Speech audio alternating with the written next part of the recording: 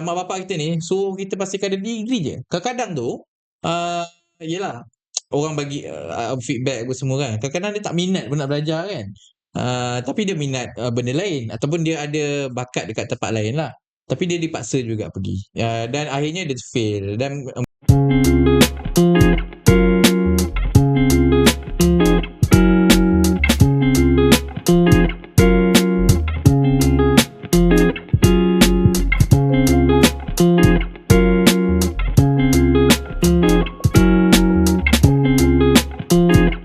Okey, kembali lagi kita dalam sesi kedua soalan jawab, episod 40, dan episod kali ni tak ada politik. Semua muka kena serius dan nampak terpaling bijak soal ekonomi. Sebab topik kita totally ekonomi. So, first sesi ni, kita ada 3 topik, tapi topik pertama ni ringkas gila. Kita nak bincang tentang RMK ke-13. Nama penuh dia, Rancangan Malaysia ke-13. Aku bagi intro simple lah. Rancangan Malaysia ni satu dasar 5 tahun. So dia bertanggungjawab untuk satu pengangkat tu kena buat perancangan untuk tahun seterusnya. Jadi lebih kurang macam tu. Perancangan ekonomi. Dia lain dengan belanjawan. Belanjawan lain. Belanjawan kita buat bajet untuk tahun depan. Rancangan Malaysia ke-13 ni atau Rancangan Malaysia ni dia satu penggal. Standard SOP dia satu penggal. Untuk korang faham lah. So sekarang ni Kerajaan ni bertanggungjawab untuk laksanakan Rancangan Malaysia ke-13. Dia pegang kerajaan sekarang ni. So dalam Rancangan Malaysia tak dibentangkan lagi yang in charge, tak salah aku, Menteri Ekonomi, betul kan? ya, perancangan ekonomi memang dulu EPU lah. EPU. Bawah Jabatan Perdana Menteri, sekarang jadi kementerian. Testing, sorry. Okay. So YB Rafizi yang in charge sebenarnya ni. So dia bertanggungjawab penuh lah untuk ni. So dalam Rancangan Malaysia 13 ni, ramai yang salah sangka. Ni aku nak setuju sikit lah, sebelum aku setuju dari segi spesifik, dari segi dasar, dari segi polisi, everything lah. Ramai yang salah sangka bahawa Rancangan Malaysia ke-13 ni adalah satu plan untuk bagi goodies politik. Goodies politik. Maksudnya goodie bag, bagi hadiah politik, bagi sagu hati politik. Kamu salah sangka sebab kat situ akan ada plan perancangan untuk bagi bantuan, untuk buat projek-projek besar, untuk fokus kat mana. So itu orang nampak, itu di mata netizen yang biasa. Dia nampak Rancangan Malaysia ni adalah satu goodies politik. Adakah itu betul di mata korang dulu? Betul lah. Tapi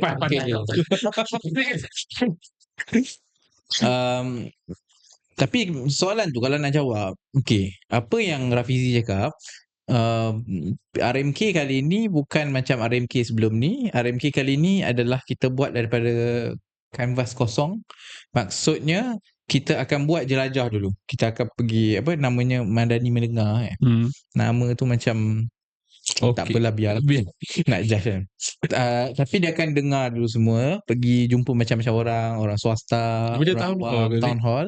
Lepas tu dia akan masukkan.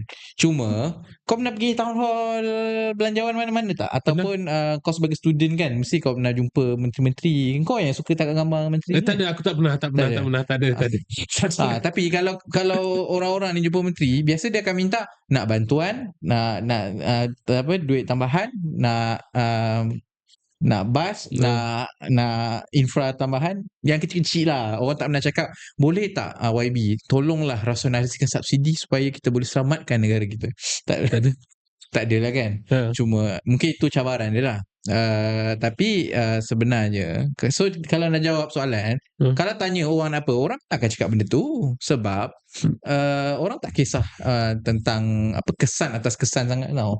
Sekarang ni lebih kepada nak dapatkan, nak dapatkan manfaat bagi diri sendiri atau keluarga secara direct. Kerajaan pula ada tanggungjawab untuk menyediakan ekosistem ekonomi yang menyeluruh, yang lebih baik, walaupun kadang-kadang benda tu tak popular ataupun nampak macam tak bagus, tapi sebenarnya sangat bagus untuk in the long run contohnya, ataupun untuk diorang lah.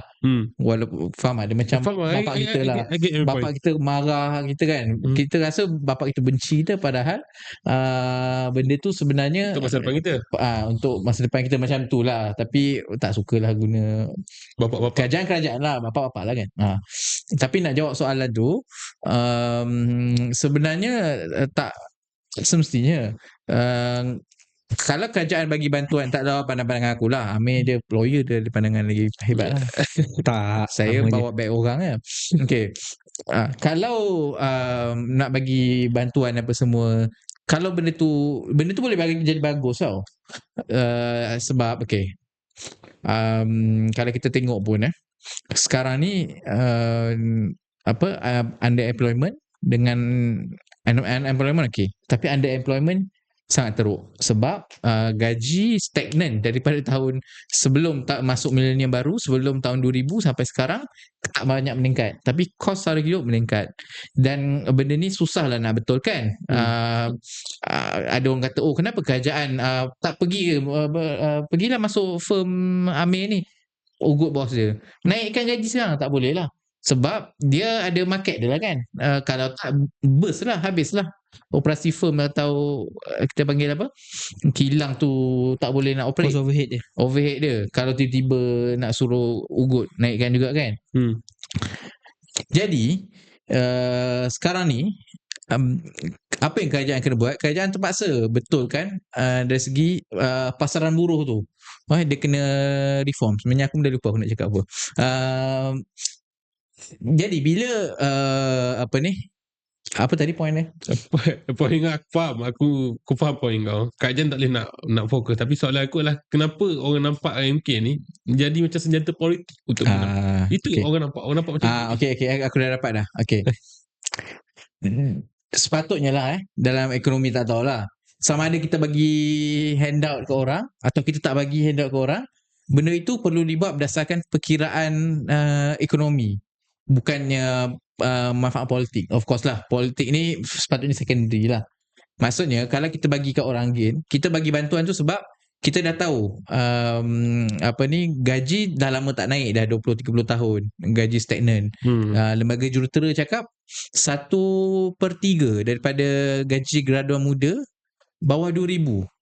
1/3 tu ramai. Kalau kita ada 10 juta engineer kat Malaysia, lebih kurang 3.3 juta yang gaji bawah 2,000. Baik dia buat Grab kan, orang fikir tu lah kan. Tapi again, disebabkan benda ni susah nak dibetulkan dan ambil masa yang lama, kerajaan bagilah dulu bantuan kan. Walaupun lepas ni kerajaan akan buat rasionalis subsidi lah contohnya.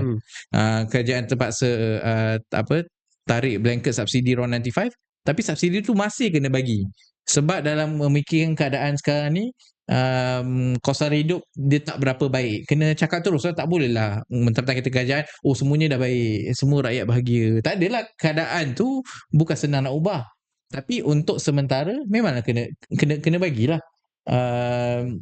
Jadi kalau kerajaan bagi, tak semestinya sebab kerajaan nak beli jiwa semata-mata, tapi memang itu adalah keperluan ataupun cara yang memang negara lain membuatlah cash transfer kan. Cash transfer. Tapi ada dalam keadaan lain ada juga kerajaan tak bagi. Kerajaan tak boleh bagi semualah, sebab kita bagi ni juga kena berdasarkan produktiviti kan. Kalau tak ada produktiviti, tak mana membazir lah duit tu. Clear. Thank you. Tanya soalan sikit boleh? Biasa. Sebab aku sesi kali ni macam aku nak relax sikit. Relax dengan tanya soalan. So macam aku tak explain banyak aku okay, kalau aku kena explain. Biasanya Afiq kena aku macam tu. Okay, so macam ni. Sekarang ni tadi kau cakap pasal dasar gaji progresif apa semua kan. Kau rasa majikan faham tak apa sebenarnya dasar gaji progresif, dan pekerja-pekerja yang dalam sektor tertentu yang dalam lingkup dasar gaji progresif ni, dia boleh adapt tak ataupun dia boleh faham tak apa yang sebenarnya kerajaan tengah buat? Sebab benda ni belum dilaksanakan. Semua kena faham juga. Dasar gaji progresif belum dilaksanakan, tapi pilot project tu dah mula. Ya, betul. Tapi as for now, benda tu dah mula diperkatakan. Tahu. Tapi aku tengok, pada pandangan aku sih, sebab aku tengok majikan macam tak banyak yang tahu. Betul. Dan macam mana kita nak make sure majikan boleh tahu dan dia boleh laksanakan benda tu? Macam mana kita nak tarik minat dia? Sebab bagi dia macam, aku naikkan gaji pekerja aku kena tanggung cost overhead lebih. Betul. So siapa nak cover benda ni? Last chance terpaksa naikkan harga barang lah. So after effect dia akan memburukkan lagi situasi. So apa pandangan kau? Tak, orang biasa, ini macam discussion dekat kedai kopi semua. Kalau kita paksa bos kita naikkan gaji, nanti bos kita tu akan naikkan production produk company tu. Jadi dia barang akan naik, akan kena kat rakyat juga kan. Orang akan main so pun boleh ubah di antara kalau gaji tu naik, kita terpaksa naikkan sekali cost tu kan. Ya, betul. Tapi kita sebenarnya ada manipulated variable yang ketiga. So manipulated variable yang pertama adalah gaji lah. Kemudian kita ada kos barang. Tapi yang ketiga adalah productivity.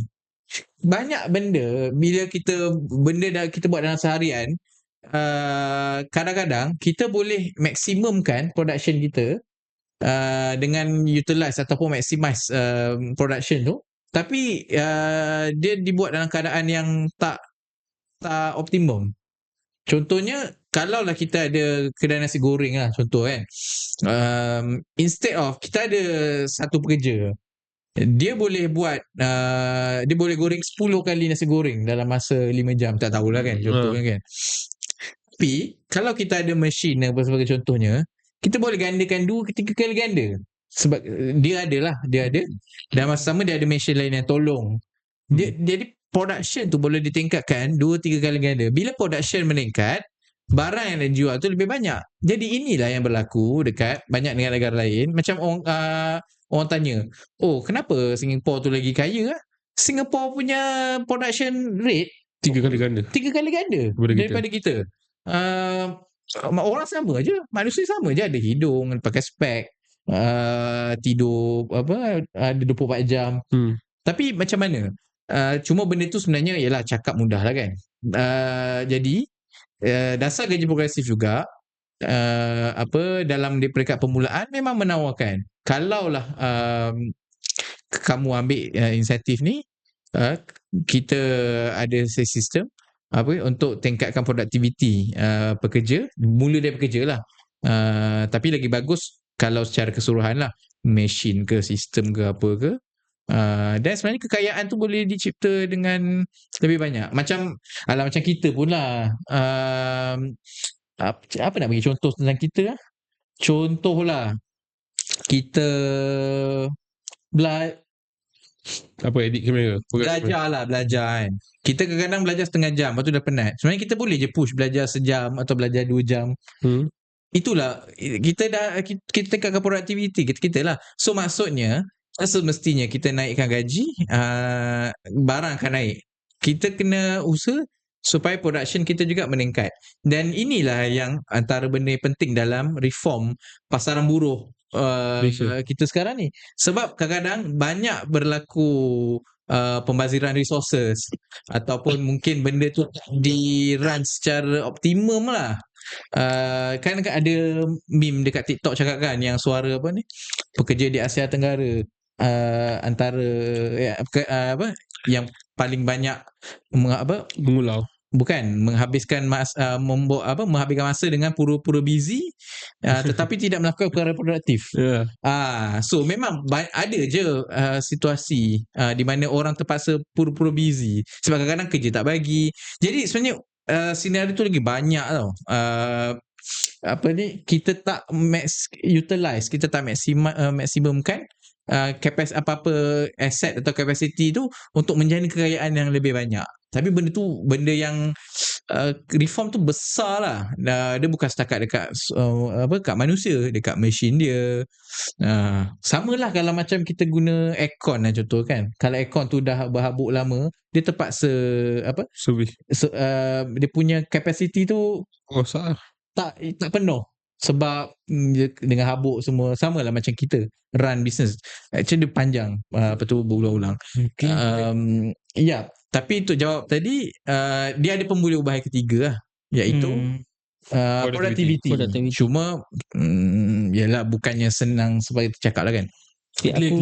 Aku test pasal RMK boleh? Okay, RMK silakan. Okay, RMK. Sebab tadi aku just selit sikit soalan pasal daripada kau punya explanation. Okay, aku punya pandangan pasal RMK ni, kalau kata dia goodies politik ke tak boleh tu. Sebab dia macam ni, setiap kerajaan dia ada satu polisi ekonomi dia. Contoh zaman Najib dulu ada Apa BRIM? bukan Satu Malaysia. Ekonomi Plan Transformasi Ekonomi Malaysia tu. Itu plan ekonomi. Okay, dia Dia macam tak ni, pakai sebab bila mana sebuah government tu dia ada plan ekonomi, RMK ni kau kena faham tau, dia plan jangka panjang untuk 5 tahun. So setiap kerajaan dia akan tally dengan dia punya naratif ekonomi dia. Macam contoh sekarang ni naratif ekonomi madani lah. Okay. So untuk RMK 13, kerajaan akan tally dengan naratif ekonomi madani. Ada berapa benda tu semua tu lah. Aku tak ingat semua. Okay. So bajet pula akan mengikut kepada RMK. Contoh RMK sasarkan dalam tempoh 5 tahun kita akan bina 100 sekolah. So bajet setiap tahun akan peruntukkan, okay, tahun ni 20 sekolah, tahun ni 30 sekolah, macam tu. Itu macam mana negara ni berfungsi lah. Okay. So basically RMK ni kalau kau nak kata dia sebagai goodies politik, kalau sekarang aku tak rasa boleh buat. Sebab dia macam ni. Kalau kau tengok zaman Najib dulu ada isu negeri-negeri pembangkang dalam RMK dia anak tirikan dari segi projek. Tapi sekarang ni kerajaan madani dia lebih dengar semua pihak. Tak kisahlah kau Sanusi ke, kau Dr. Sam punya government ke, dia dengar apa kau punya keperluan. Sebab tu nanti kita akan tengok banyak projek-projek macam contoh sekarang kan. Apa masalah kat utara dengan Pantai Timur? Banjir, selesaikan. So bagi aku nak jadikan dia sebagai goodies politik, tak. Sebab dulu Najib gunakan RMK 11 sebagai dia punya senjata untuk matikan projek infrastruktur Kelantan. Kelantan minta buat highway sampai ke sudah tak dapat. Tak siap-siap. Tak siap-siap. Highway rakyat kalau kau ingat dulu. Zaman Pakatan Rakyat dulu. Sampai kerajaan negeri Kelantan terpaksa nak buat sendiri, itu pun diorang cuba sekat. Sebab Najib tarik daripada RMK. Sebab Pak Lah janji buat, tak buat. Najib datang terus dia tarik keluar daripada RMK. Tahu. So kalau dulu mungkin ada possibility untuk jadi sebagai goodies, tapi sekarang aku tak rasa sebab sikap kerajaan tu juga, yang mana dia dengar pendapat semua baru dia buat satu. So bagi aku yang Madani mendengar ni, walaupun word dia macam catchy sikit kan, macam benda ni kan, tapi showman. Tapi dari segi tindakan tu itu betul. Sebab dia mendengar semua pihak. Sebab sikit aku nak tambah, kau kena dengar juga, kau nak buat satu RMK, kau bukan sekadar infrastruktur. Kau punya macam mana kau nak sasarkan negara kau. Okay, dalam tempoh 5 tahun kau nak capai KDNK berapa banyak, kau punya GDP berapa besar, kau punya pelaburan berapa banyak masuk. Tahu. Sebab sekarang ni pelaburan dah masuk. In 5 years kita nak target apa? So dia kena dengar juga, okay, investor punya pandangan macam mana, pengusaha kecil dan sederhana kat Malaysia punya pandangan macam mana. So baru dia boleh craft that RMK. So bagi aku, kau nak jadikan goodies tak? Kalau zaman Najib ni maybe lah. Okay, kita pergi RMK. Boleh sikit tak? Boleh sila. RMK kan. Sebenarnya bila negara kita ni banyak pelabur masuk pun masalah baru juga. Oh, masalah sebenarnya. Contoh bila data center masuk, diorang ni guna tenaga dengan air banyak sangat. Sampai SPAN pun ada keluar kenyataan, kalau kita masih kita panggil business as usual, memang negara kita akan ada shortage dari segi air. Tenaga pun sama. Tenaga memang dah lama lah. Kita akan ada krisis. Bukan nak menakutkan lah. Tapi maksudnya cabaran tu bila banyak sangat masuk, kita kena ada preparation lain pula. Sebab itu RMK ni juga dia kena masukkan persediaan tentang benda tu lah. Pelaburan yang agak besar untuk upgrade, kita panggil bukan sekadar infra air, tapi pendekatan baru kita terhadap sources. Sebab kalau dulu kita jarang lah dengar sustainable ke apa ke, tapi sekarang ni orang makin banyak cakap tentang benda-benda yang mampan. Sebab sekarang ni resources jadi makin sikit berbanding waktu atuk nenek kita dulu, diorang macam guna banyak-banyak lah kan. Jadi sekarang macam air pun kena recycle contohnya. Jadi benda-benda ni benda baru. Dan bila ada RMK yang baru sekarang ni, benda-benda ni yang kena di-incorporate untuk memenuhi kita panggil keadaan sekarang ni. Dalam keadaan again lah, bila data center ni memang sebenarnya dia consume banyak dari segi resources negara kita lah. Macam tu. Okay. Aku nak pergi spesifik pasal MK sebelum kita jump pada topik lain. Okay, so aku ada baca kat media, so MK ke-13 sekarang ni tengah fokus untuk rapatkan jual antara luar bandar ke bandar.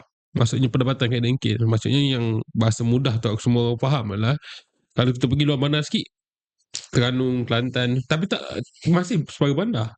Dia nak dekatkan jurang antara income GDP tu. Atau penduduk sana dan penduduk luar bandar. Income rakyat ataupun state income. State income. Dia tak boleh for rakyat. Rakyat ada polisi lain. Ini state income. Memang beza gila kalau pergi barat dengan timur. Kau nampak beza? Beza gila. Dan kau tak tahu macam mana boleh beza. Kat sebenarnya pun dah kira beza besar lah. Kelantan ada apa je? Kau tak pergi. Kau baru pergi Kelang kan? Kelayang Kelantan. Nemo tak kena barai. Ada RNR Gumusan. Kau pergi Sabah Sarawak lagi. So banyak benda tu. Kita masih ada masalah konflik benda tu. So soalan aku, jika kau nak mengkecilkan jurang antara bandar di kawasan di Pantai Timur dan kawasan di Pantai Barat, method apa sesuai? Aku bagi solusi, aku bagi option lah untuk mudahkan kita punya discussion ni bertumpu. Pertama apa? Pertama, adakah terbaik untuk ada peralihan ibu negara? Okay. Kedua, tidak beralih ibu negara, tapi beralih pusat pentadbiran. Di mana pusat pentadbiran Putrajaya tidak perlu berfokus pada Putrajaya dah. Mungkin bahagi dua. Okay. Atau dia bagi tiga. Tengok method lah. Okay. Contoh Kementerian Luar Bandar tapi duduk kat Putrajaya macam tak ada bancik. Maksudnya dia duduk kat Kelantan maksudnya. Duduk kat Pahang ke, kat Kuantan ke, duduk kat Terengganu. Contoh. Imagine like that. Okay, option. Aku bagi dua option untuk mudahkan discussion kita lebih bertumpu. Aku nampak negara luar yang buat ni Indon. Tapi Indon buat bukan sebab masalah jual. Dia buat sebab Jakarta dah tak mampu tampung. Itu lagi Indonesia terlalu besar. So itu soalan aku. Macam mana? Tak. Kenapa tempat tu maju, tempat tu tak maju? Tempat tu maju atau tak maju sebab Jangan fokus ni. Actually, kalau perasan KL. Dulu KL pusat pentadbiran. Lepas tu dipindahkan kat Putrajaya. Tapi Pusat kenapa pentadbiran dan pusat ekonomi. Yes. Tapi kenapa kerajaan fokus KL? Apa yang ada kat KL? Aku tak tahu lah dulu. Infra. Ada duit kan? Kalau apa ni, bila ada infra yang cukup apa semua, ada orang yang nak kerja kat situ, adalah duit. Cakap Kelantan, orang Kelantan pun datang bekerja dekat KL. Orang Terengganu pun bawa kerajaan dia sediakan bas, ramai-ramai kerja kat dan kajer. Kan? Jadi Dia tertumpu. tapi kalau kita setakat tukar ibu negara ataupun kita tukar Pusat pentadbiran, penjawat awam ramai lah. Kalau buat pasar nanti sekarang tengah hari ramai penjawat awam akan beli. Tapi kalau nak kembangkan tempat tu, tempat tu sendiri kan ada production lah. Mungkin kilang baru otomotif contohnya. Tanjung Malim dulu. Aku nak cerita Tanjung Malim. Mana ada apa-apa. Tapi sekarang bila dah ada Proton City. Dia buat Proton City pertama. Kemudian dia nak buat automotive hub. Lepas ni akan ada lagi hub hidrogen. So kalau tempat tu ada gula, ramai semua hurung. Memang orang Tanjung Malim, ramai orang bukan Tanjung Malim. Aku bukan orang Tanjung Malim. Ramai. Bukan orang Jati gitu tapi duduk kat situ lah. Jadi sebenarnya plan macam ni lah. Dan benda ni juga kena dialihkan, bukan setakat dekat Pantai Barat tapi kepada Pantai Timur. Soalnya orang akan fikirlah kalau Pantai Timur nanti sekarang nak bawa barang macam mana apa semua, barang-barang mentah. Actually impossible tak sebenarnya? Sebab kat Pantai Timur, kalau kita tengok dari segi politik, itu kita buat dia possible. Possible. Takut ada kerusakan kat negeri everything atau Memang ada lah. Malaysia ni unfortunately banyak birokrasi lah kan. Situ orang ni punya jurisdiction, situ orang sini punya jurisdiction.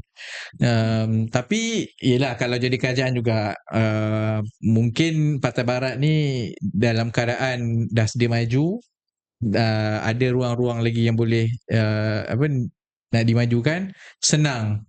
Tinggal mungkin extend di luar KL. Contohnya kalau nak buat data center contohnya, yang saya dengar buat kat Negeri Sembilan, buat kat Nilai. Kata Tanjung Malim pun sejam daripada KL. Jadi tak tahulah kalau sampai ke Kelantan Terengganu tu macam lambat sikit. Sebab jauh lah kan. Tapi kalau setakat pinggir tu, Negeri Sembilan atau Selatan Perak tu, bolehlah kerajaan buat kan. Tak Itu aku rasa macam agak merisaukan apabila dia membesar kat tengah tu. Dia membesar kat keliling tu je. Dia tak membesar Lembah dari segi Kelang saja. kelompok. Lembah Kelang lah kan. Pandanganku macam ni. Kalau kita nak dapatkan jurang bandar dan luar bandar, adakah benda tu possible? Yes, possible. Sebab tengok kepada apa infrastruktur sekarang yang kerajaan dah ada. Dan tengah on the way buat lah ECRL contoh kan. ECRL Sayang Najib. Love sikit. tak nafikan itu antara beberapa Najib menggunakan otak dia. Tapi bukan idea dia. Aku rasa dia penasihat dia. Mungkin lah. Tapi bukan can I advise you something lah.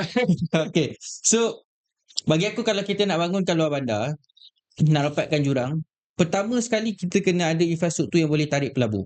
Dan kita tengok kepada kawasan tu apa industri ada. Contoh aku bagi Kertih. Kenapa Kertih boleh bangun? Kertih mana? Kertih Terengganu ke? Kertih Terengganu. Ada tempat pendaratan minyak kan? Kertih dulu asalnya apa? Kampung nelayan je. Ya betul. Tapi Kertih bangun sikit sebab ada industri. Kenapa ada industri kat itu? Sebab Kerajaan Persekutuan Petronas wujudkan pelantar minyak apa semua dan juga logik pendaratan minyak tu di Kertih. Sebab tu ada pembangunan sikit di Kertih kan? Darul Kertih lah. Okay? Darul minyak lebih Pembangunan dekat Kertih. So kita kena do macam tu. Buat macam tu untuk kita boleh bangunkan infrastruktur pertama.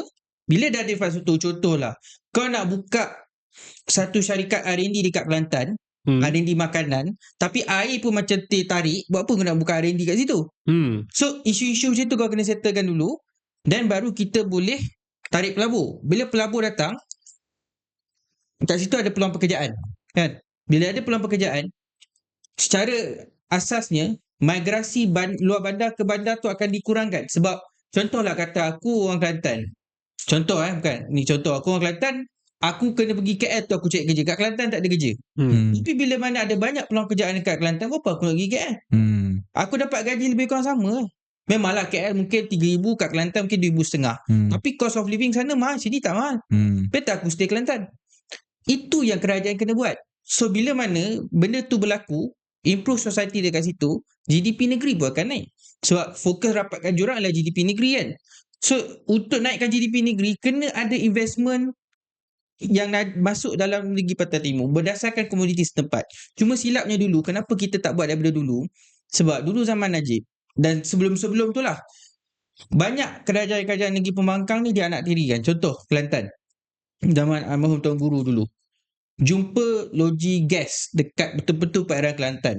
Kau tahu dia tarik gas pergi mana? Pekan. Jauh. 300 km. Kalau dia daratkan dekat Kota Baru 100 km. Kalau tak, Kota Baru tu ada satu tempat macam Kertih tak?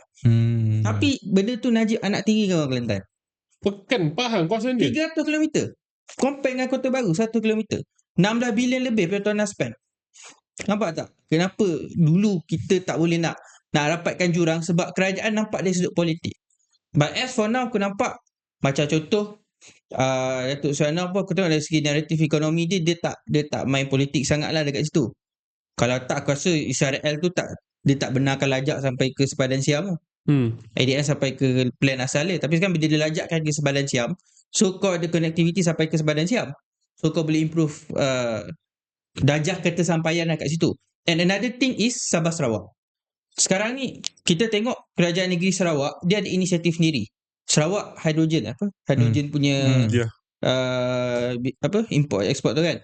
So which is Sarawak tengah develop sendiri. And Sarawak pun di bawah Premier Sarawak sekarang ada improvement sikit lah kan. Tapi isu dia sekarang ialah Sarawak pesisir pantai dia je yang develop, pedalaman tak. So bagi aku, untuk dapatkan jurang di kawasan pedalaman Sabah Sarawak, another thing yang kau kena fikir di luar daripada konsep Semenanjung. Sebab Sabah Sarawak ni kepedalaman apa pun tak ada. Contoh member aku daripada dia belajar, dia mengajar kat sekolah dekat pedalaman Sarawak, dekat Baram. Daripada Pekan nak ke kampung dia tu 4 jam ke 6 jam naik 4x4 jalan tanah. So apa masalah kat situ? Masalah dia ialah kau punya connectivity kawasan tu tak ada lagi. Macam contoh. Kenapa Semenanjung boleh bangun selepas kita merdeka? Sebab kita buat Highway Plus. Kedua, kita ada sistem komuter daripada utara ke selatan yang kita dah improve. So sebab kau kena faham sistem komuter utara selatan tu bukan sekadar kau angkut orang ni, kau angkut barang juga. Dan kita improve port. So semua benda ni akan boleh dibuat apabila kita ada connectivity antara luar bandar dan bandar. So benda itulah yang sebenarnya Malaysia kena buat, and it takes time, bukan 5 tahun. Lama, sumpah lama. Which is the fail of BN government lah actually. Clear. Tapi kalau cara Sarawak ni susah dia sebab penduduk dia tak ramai kan. Ya, betul. Berbanding size itu. I mean Sabah dan Sarawak combine lebih besar daripada Semenanjung. Tapi Sabah ada dalam 3.1 juta. Sarawak ada dalam 2.8 juta yang tu. Betul. Sangat tak tally lah. Jadi nak cabaran dia macam tu lah, susah. Dan dia punya pendudukan itu kelompok-kelompok. Jauh. Satu duduk ulu sana, satu ulu sana. Macam mana kau nak gabungkan dia orang? Kenal dia orang. Itu perlu kebijaksanaan sebab tu pembunuh tu wujud kan macam ni. Betul. Habis okay, kita stop yang MK, kita pergi topik yang last sebab Restu dah bagi isyarat kat aku, so kita tak boleh lagi 3 topik kali ni. Okay. So satu topik ni. Satu topik last. So aku sebagai moderator yang akan memain peranan, so aku pilih dengan wahyu diterima oleh aku. So aku pilih topik pendidikan percuma. Sebab benda ni sangat panas dan benda ni selalu digunakan oleh pembangkang untuk tembak PH atau Kajian Madani. Sebab pernah janji benda ni. Sian Timbalan Menteri tu. Saya nak backup dia dah. Saya datang sini untuk backup. Timbalan Menteri KBT. KBS lah. So, KPT. KBS.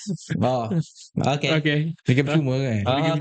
Okay. Okay, baru faham. Macam sikit. Okay. So kita tahu sejarah dia dengan percuma. So berealistik. Dulu janji mungkin boleh ditepati lah jika menang dulu lah. Tak tahulah. Jadi perjuangan dulu. Tak silap aku Timbalan Menteri tu. Dan ramai juga yang memperjuangkan lah pendidikan percuma ni. So sekarang ni kau rasa dengan ada momentum lah Kak Jam akan nampak penjimatan lepas ada buat rasionalisasi subsidi ni, ada jimat sikit, ada duit sikit dengan cukai asin naik sikit. Kau rasa pendidikan percuma ni possible tak dia lakukan? Apa? Okay. Aziz, sila. Jadi pendidikan percuma ni satu aspirasi yang sangat luhur sebenarnya. Kita nak bagi pendidikan pada anak-anak tak bayar. Bila tak bayar, pertama kita dapat tingkatkan orang yang nak belajar, so dia tak fikir apa yang beban ke apa. Dan bila dia keluar dia tak perlu tampung hutang. Jadi yalah, sebenarnya murni niat orang yang memperjuangkan pendidikan percuma ni. Dan kalau kita tengok pun dulu memang apa aktivis-aktivis Pakatan Harapan duk canang pergi ke sana sini cakap tentang pendidikan percuma kan. Dan saudara sahabat kita lah saudara Adam, yang walaupun bagi saya mesej itu sebenarnya kurang tepat lah. Dia orang ingat dia sekarang dengan PTPTN, sedangkan apa yang diperjuangkan saudara Adam ni pendidikan percuma. Pendidikan percuma. Ya, betul. Yang lain tu sebab dia lah PTPTN ni apa semua. Cuma berkaitan dengan PTPTN juga, aku tengok dia lebih kepada macam mana PH ni craft manifesto daripada dulu memang dah disebut pendidikan percuma, buat pendidikan percuma, tetapi as time pass by, semua ahli-ahli politik dalam PH cakap pendidikan percuma. Kalau kita tengok dalam PRU tahun 2008, mungkin at least sebelum 2013 lah, dia disebut dan waktu itu hutang PTPTN secara keseluruhan adalah 20 bilion. Ini sebenarnya dia dah diterangkan oleh Saudara Rafizi bila sebelum PRU 15, waktu kempen Ayo Malaysia. Kempen Ayo Malaysia dia diterangkan dekat terak dia tu, dekat sungai besar saya ingat, dia terangkan sebenarnya kita boleh mansuhkan PTPTN tahun paling last peluang kita adalah sekitar tahun 2000, sebelum tahun 2013 lah. Sebab waktu itu hutang PTPTN ni baru 20 bilion. Okay, cara dia macam mana? Caranya adalah kerajaan perlu buat refinance. Kerajaan buat refinance dengan mengambil kita panggil pembiayaan lain yang interest dia lebih rendah daripada hutang PTPTN tu, dan bayar dari tahun ke tahun. Dan kalau 20 bilion sebenarnya lah, kalau 20 bilion dalam berapa tahun, 3, 4, 5 tahun dia boleh selesai. Kenapa dia realistik? Sebab kalau waktu sebelum tahun 2013 hutang PTPTN 20 bilion, sekarang tahun lepas atau tahun ni subsidi subsidi petrol bahan bakar kita berapa? 10 lah aku. 45 bilion. 10 tahun lepas subsidi petrol kita 1 bilion lebih je. So dia meningkat 45 kali ganda. Maksudnya kalau dalam keadaan sekarang ni pun kita terpaksa bayar kita panggil subsidi bahan bakar ni. Kalau dulu waktu hutang PTPTN tu tak tinggi, memang ada kerajaan boleh buat. Cuma bila dah tahun 2018, hutang tu dah jadi 40 bilion, dan sekarang ni memang dah jadi lebih banyak lah, sebab dia ni compounding kan.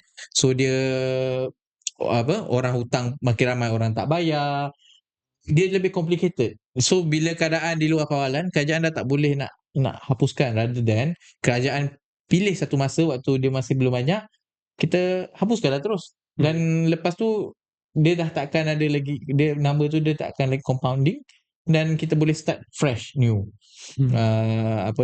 Sebab sekarang ni pun faktanya macam pendidikan tinggi, kerajaan subsidize kita 95%. Ya, betul. Itulah kerajaan tak boleh subsidize 5% lagi.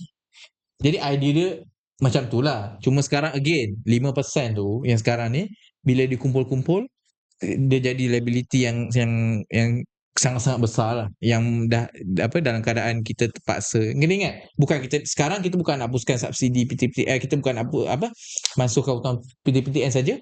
Kita ada lagi subsidi-subsidi lain yang kita nak kena tampung semua. Jadi kerak tu jadi makin besar. Sepatutnya kalau boleh dibuat waktu 10-15 tahun lepas, buat waktu itulah. Sekarang tak boleh kan. Cuma ramai yang cakap ni masih lagi janji apa semua.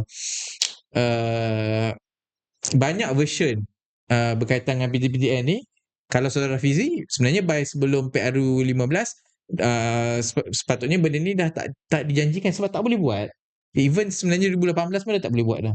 Dulu boleh, awal-awal dulu kan.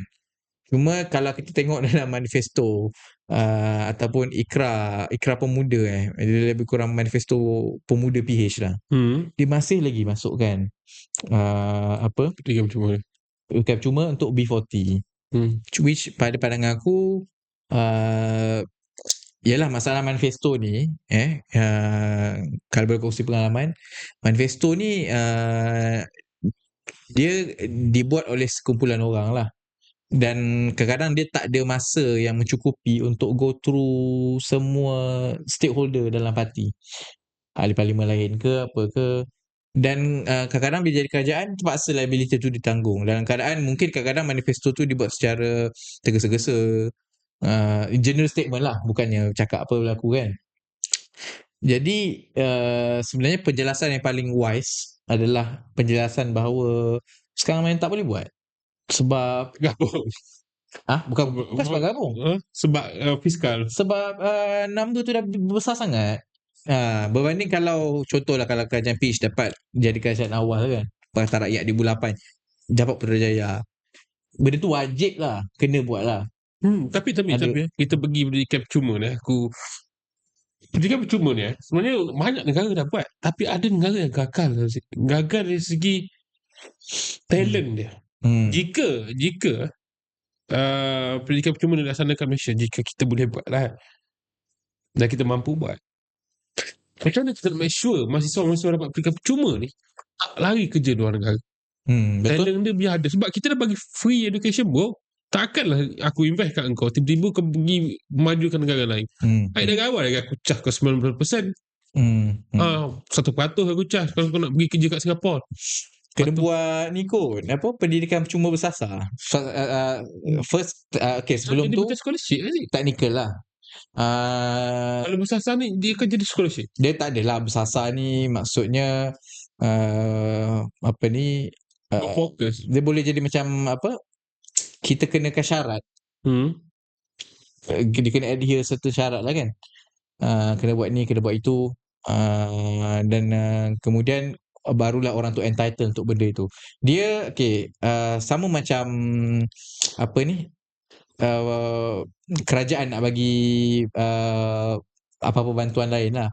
Dia kena adhere dengan syarat, kena buat A, kena buat B, dan kerajaan juga mungkin kena sediakan ekosistem yang menyeluruh.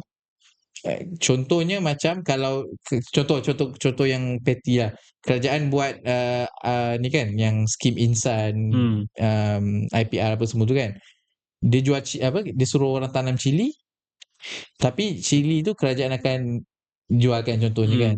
So sekarang ni macam kita juga, kita buat pendidikan, kerajaan bagi pendidikan percuma, dan kerajaan kena trace apakah apa ni, return of investment yang possible untuk dia ni bila kerajaan invest kat dia. Itulah maksud bersasar lah.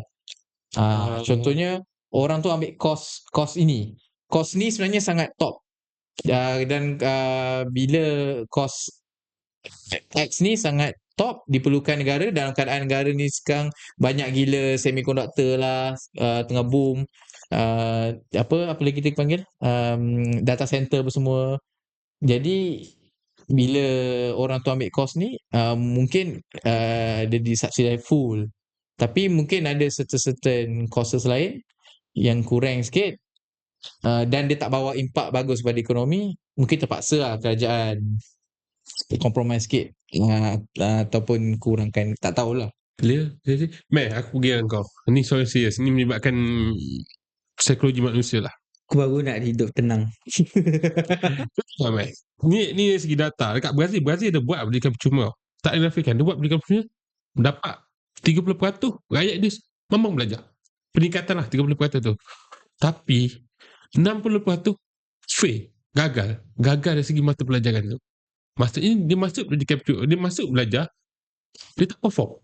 Sebab dia rasa dia masuk percuma, dia tanggung sepenuhnya. So baik, kalau Malaysia buat pendidikan percuma ni, macam mana kita nak elakkan kita jadi macam Brazil? Tanpa kalau tak syarat. Kalau tak syarat, dia jadi macam scholarship tau. Dia jadi macam kalau put the syarat kat dia, patut pendidikan percuma ni macam sekolah menengah. Kalau dia syarat kalau kena perform. Sebab tu banyak budak tak ambil SPM. Itu yang kau kena bincangkan. Macam mana kita nak go? Dia macam ni, Fik. Dia lebih kepada kau pandang konsep pendidikan percuma tu macam mana. Kau tak boleh, okay, dalam satu masyarakat, kau tak boleh biar dia free. Tapi License free tu tak boleh. Before that, kau percaya dengan freedom tak? Kebebasan. Percaya, tapi kena ada sekatan. Manusia kalau tak ada batas, dia akan ikut apa yang dia nak.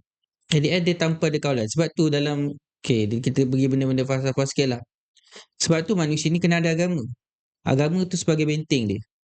Untuk dia tak pergi melampaui batas. Tahu? Sama juga macam apa juga kita buat dalam dunia ni, freedom, yes, freedom kena ada. Contoh dalam pelbagai persekutuan pun. Tapi aku punya kisah ni. Kalau kita tentukan that policy, dan generasi ni tak tentukan polisi untuk dia pun. Kita just macam dah letak dia ikut haluan kita. Okay. Kita letak syarat ni sedangkan kita tak tanya dia pun. Okay. If fair tu dia generasi baru ni? Fair. Dia tahu, I mean, maksudnya contoh dia kena tahu kenapa syarat itu wujud. Okay, contoh aku bagi kau kita merdeka tahun 57 kan.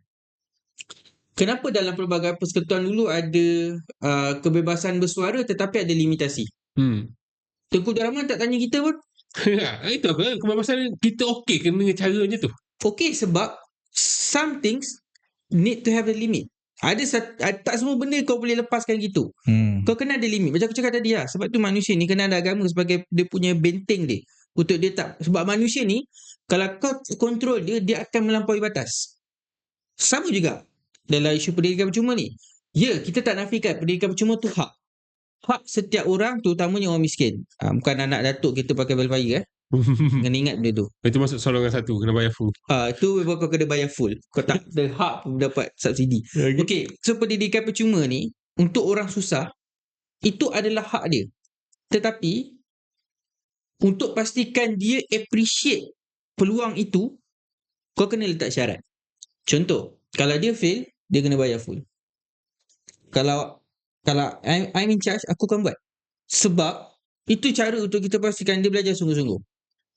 Okay, kenapa macam aku cakap tadi kan, kenapa sekolah menengah kita bagi pendidikan percuma, berapa ramai budak tak ambil SPM? Kepala otak fikir nak jadi influencer. Sebab apa? Yang ambil FA pun ramai. Yang datang sekadar isi balik soalan pun ramai. Sebab apa? Dia tak ada kesedaran dan dia tak faham betapa pentingnya dia tak appreciate betapa pentingnya pendidikan percuma dia dah bagi, dia dah dapat kat sekolah menengah tu. Tahu? Sebab tu kena ada letak satu syarat dekat situ. Untuk sekolah menengah tak boleh lah, tapi untuk universiti boleh lah untuk kita tak syarat tu kan. Kalau dia fail, dia kena bayar full. Kalau tak, kau tak masuk kelas, kau ponteng minta member sign attendance, Confirm berlaku ni. lepas tu kau pergi dugem. Itu lah hidup kau. Dugem tu apa?